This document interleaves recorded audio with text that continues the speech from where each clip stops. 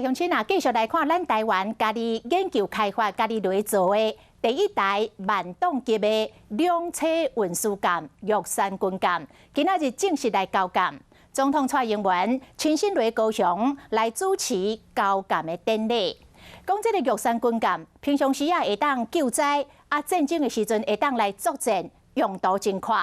蔡总统讲，面对中国军事的威胁，强化咱家己防卫的能力，让国军有上好的装备来保护国家，是政府不变的政策甲决心。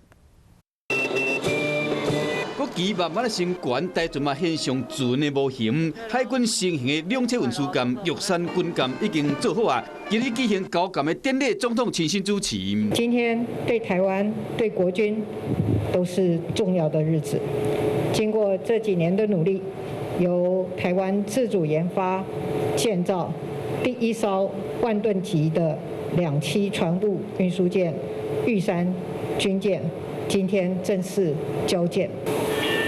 蔡总统嘛专工登上玉山军舰去看内底设施。2019年5月开工的玉山军舰，伫去年4月份落水，满载排水量是10600吨，上紧的速度是21.5节，武器有快炮加防空飞弹。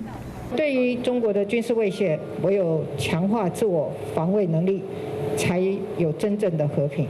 落实国防自主，让国军有最好的装备捍卫国家，是我们不变的政策和决心。那防空火力真强，佫会使载670个官兵，甲板会使停2台直升机，船舱内会使载两车登陆舰甲突击车，可以提供海军离岛物资运补以及人员运输。在天然灾害遇到的时候，它还可以执行救灾。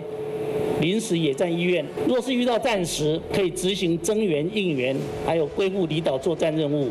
我们可以说，玉山军舰是一艘可以具体展现我们海军平时能救灾、战时能作战的运输舰。